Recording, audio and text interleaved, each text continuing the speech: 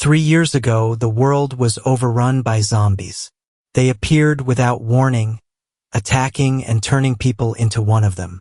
Now, humanity teeters on the edge of extinction. Aoki is one of the few survivors left. It's been a year since he last saw another person, and the loneliness has become unbearable. He spends his days searching for survivors and his nights locking himself in, hoping to sleep safely.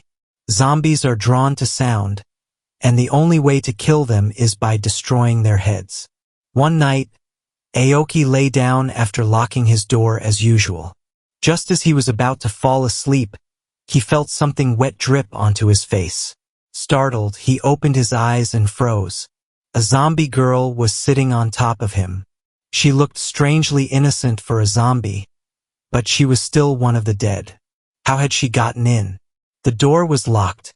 Grabbing his bat, Aoki prepared to strike. But then, something unexpected happened. The zombie girl spoke. "Aoki," she said. Aoki hesitated, stunned. "Did you just say my name?" he asked, his heart racing. "Aoki," she repeated. Aoki's grip on the bat loosened. Tears welled up in his eyes.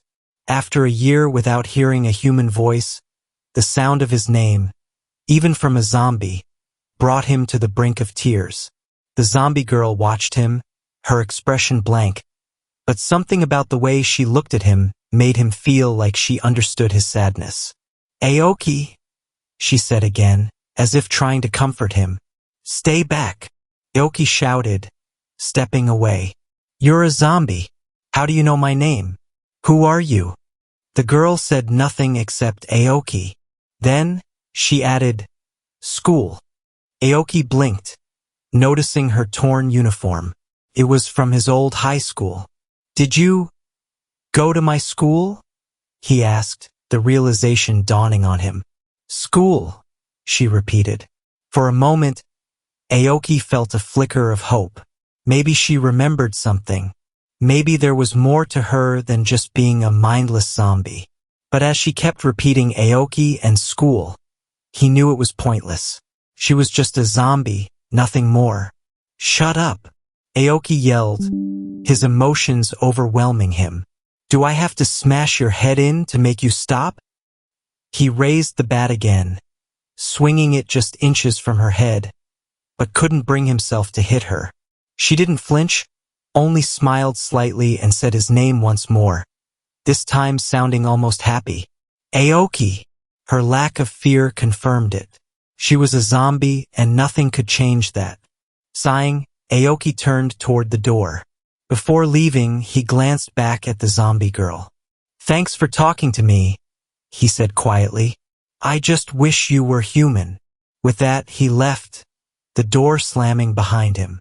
The world outside was as empty as ever, and Aoki was alone again. As Aoki walked through the desolate streets, he suddenly heard someone call his name. Startled, he turned around and was shocked to see the same zombie girl from earlier, following him. Panic surged through him. He didn't understand. Why was she chasing him if she didn't seem interested in eating him? He decided to try and lose her. First, he hid inside a barrel, then climbed up into the trees, but no matter what he did, she kept following him. Frustrated and afraid, Aoki sprinted away as fast as he could. "Why is she chasing me? I thought she didn't want to eat me," he thought, trying to make sense of the situation. Finally, Aoki managed to slip around the corner of a wall, out of her sight. He caught his breath and darted into a nearby building, hoping he'd lost her for good. But as he opened the door, his heart sank. Inside was a horde of zombies. Without a second thought, he bolted down a flight of stairs, but more zombies appeared from below, blocking his escape.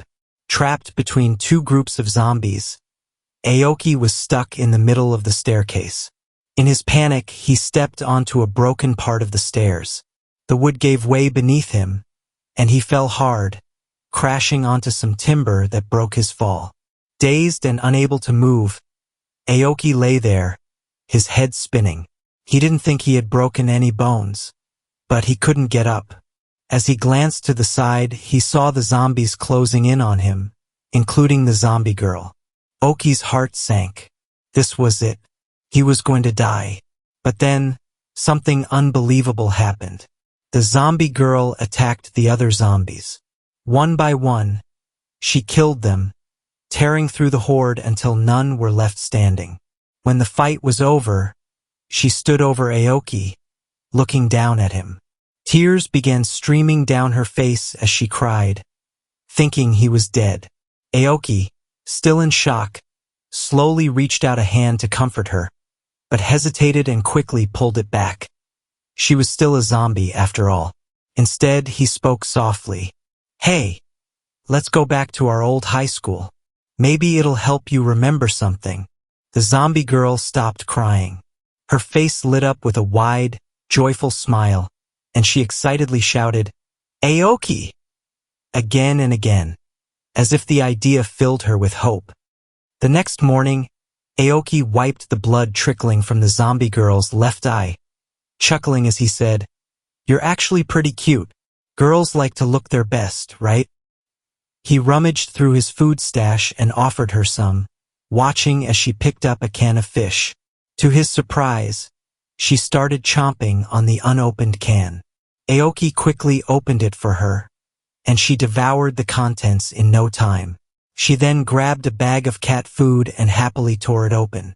Watching her munch away, Aoki wondered if it was actually tasty. Curious, he took a bite. Immediately, he spat it out in disgust. "No way a human could eat this," he muttered, while the zombie girl kept enjoying the cat food with a smile. Suddenly, she came up behind him and softly said, "Aoki." Startled, Aoki spun around, accidentally brushing against her chest. He felt his face heat up in embarrassment. "I'm, going to the bathroom," he stammered, needing a moment to calm down. As he stood in the bathroom, replaying the moment in his mind, his heart raced. Her reaction was so human. He shook his head, trying to steady his thoughts. Just then, the zombie girl appeared behind him again, her chest pressing against his back.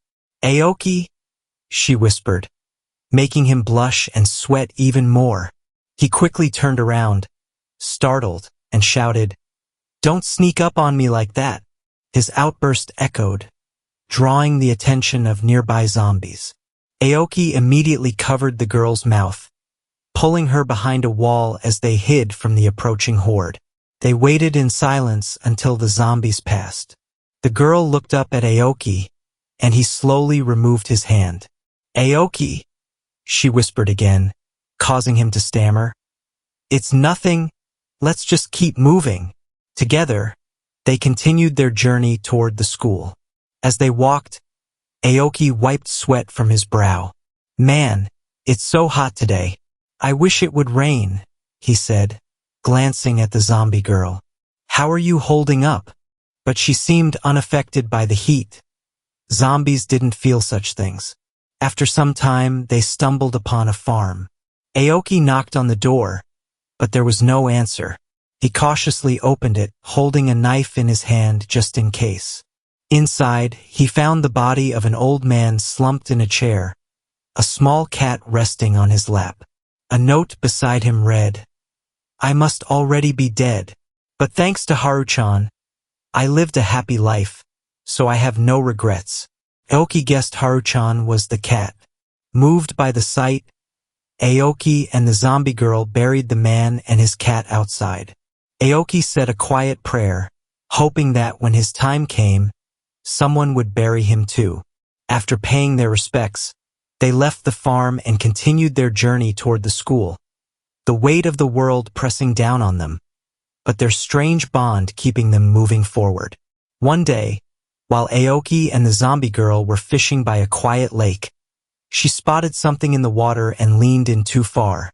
Before Aoki could react, she fell in. "You'll scare the fish away," he joked, but when she didn't resurface, panic set in. Realizing she couldn't swim, Aoki dove in after her. After a frantic struggle, he pulled her back to the surface, breathing heavily. "I'm sorry I didn't save you sooner," he said, relieved she was okay. Noticing her soaked clothes, Aoki handed her some of his own. He turned away to give her privacy, but when he glanced back, he blushed. She was wearing his oversized shirt, looking oddly cute. She walked up to him, standing close, and softly said, "Aoki," her face just inches from his. His heart raced, and for a moment it felt like they might kiss. But before anything happened, the campfire crackled loudly, snapping Aoki out of the moment. He quickly stood up. The fish are ready," he said, flustered. As she ate, Aoki dried her hair, noticing her school uniform was falling apart. He wondered if it was time to throw it away. Picking up her tattered skirt, he discovered a letter tucked inside one of the pockets. A love letter.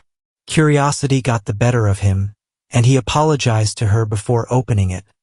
But the writing was smeared and unreadable from when she had fallen into the water. For a moment, Aoki wondered if the letter had been meant for him, especially since she knew his name. But he quickly dismissed the idea. They hadn't known each other before the world went to hell. Still, he couldn't help but wish they had met in the old world. Maybe they could have been friends.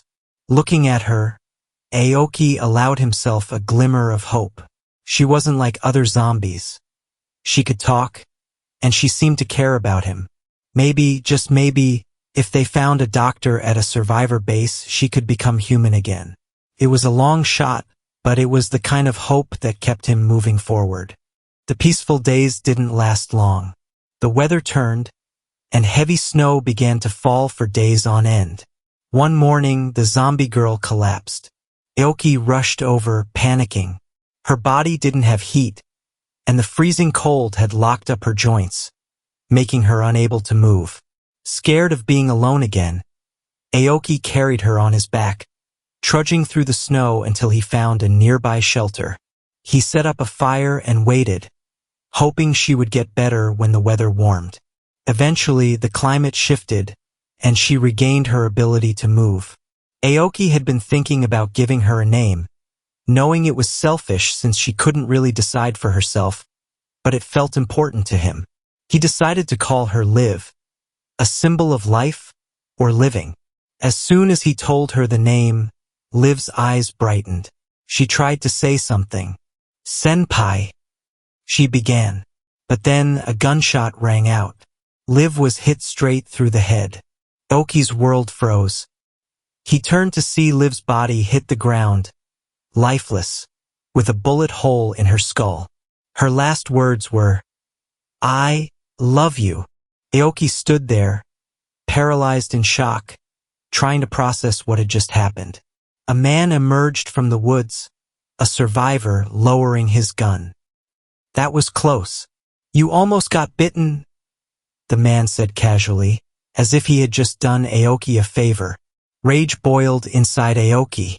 He grabbed the man's shirt, pulling him close, a knife pressed to his throat. "What the fuck did you just do?" he screamed, his voice trembling with fury. "Whoa, take it easy," the survivor protested, startled. "I just saved your life, right?